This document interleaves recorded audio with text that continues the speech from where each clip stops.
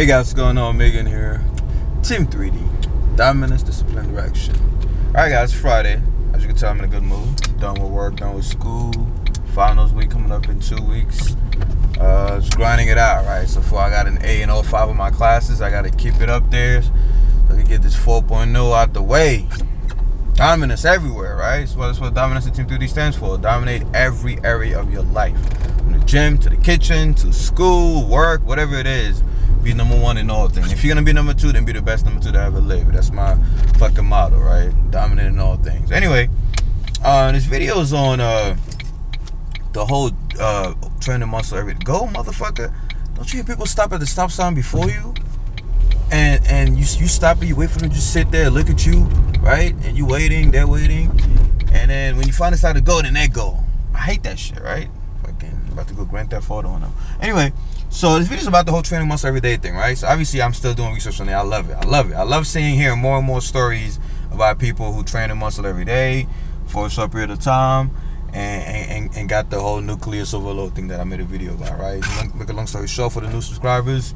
You overtrain a muscle for like, I don't know, a month, a few weeks, whatever, depending on, your genetics, and then you take a break from that muscle and you go back into your regular routine. Shit, in some cases you don't even have to hit that muscle again, and it just fucking blows out of proportion. It just keeps growing and growing and growing. It's like an overcompensation thing where you beat the muscle down very bad, like, and a lot of frequency every day, like twice a day, whatever. And then when you back off, the body overcompensates and adapts to that stress.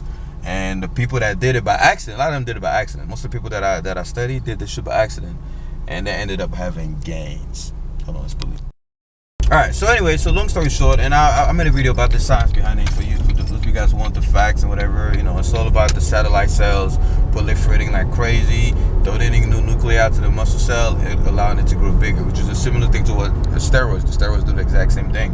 So anyway, so obviously, there's a list of people that went and did this shit. I already mentioned them. This one is about Johnnie Jackson again, right? Remember how when he was a teenager, he used to like do shrugs every single day. He wasn't trying to get big traps. He was just doing shrugs because he was naturally fucking strong, right? And he wanted to show off at the end of all his workouts, according to him. So he would load the ball with a lot of fucking weight and just keep stretching the shit out of his shrugs, just doing heavy ass shrugs, right? Just stretching the shit out of his straps. And little did he know that he was doing that nucleus thing, right? He was preparing his body to overcompensate and grow some enormous traps. And today he has by far the biggest upper traps in bodybuilding, the biggest. I mean, he's up there with Ronnie Coleman and Berto Fox, but he's number 1. And now his traps are so big, if you know Johnnie Jackson, that he can't even squat properly because he has to put the ball so fucking so anyway, so he had this monster straps, right, on top of the deadlifts and everything else that he does. But he did that for so long. I mean, he said at the end of every workout, that's like 5 times a week, guys, for most of his teenage life. And I also told you guys that even my friends here, my natural friends, right, they're all overtrained the muscle by accident. When they first started working out, they didn't know any better. So in fact, it's a good thing they didn't know any better. And they were overtraining a specific muscle, depending on the person in question. And then that muscle is fucking huge, right? My uncle's back, my uncle's traps, Hansa's shoulders and traps. The list goes on. My chest, my abs, all the muscles that I overtrained when I first started training are the muscles that are the most dominant on my physique now. So it's fucking proven, guys. There's anecdotes and there's the science behind it. But another story I found out about Johnnie Jackson is that he actually, when he was younger, before the shrug overtraining thing every day, when he was younger, I read that in like one of his interviews. I think he was like 10 years old or whatever. He was very young, but he was a very strong kid. And he was working at a farm, like a local peach farm or some shit. And they had him loading boxes, every single day, right? So every day he was picking up these heavy ass boxes, and because he was strong, he didn't mind doing that. He liked to show off. He was loading these boxes, and then they had him at the end of the line, right? And they had him stacking pallets for the trucks and shit like that. So not only he was loading boxes, which is like stone loading. Another reason why strongman competitors have these huge traps. I made a video about that. Strongman competitors do traps every single day. I was looking at this guy called I studied Bill Kazmaier, Juco Aola. I mean, these guys, every day is traps day. They don't intend it, but it's just the work that they do. It's a lot of volume on the traps, and they have these huge fucking necks, right? So anyway, so he was doing stone loading practically with the boxes, picking them up. That's like a deadlift off the ground. Lift them above his head. That's like an upright row, clean. Dropping them, it's like a front raise. I mean, all these trap movements, that he was unconsciously doing.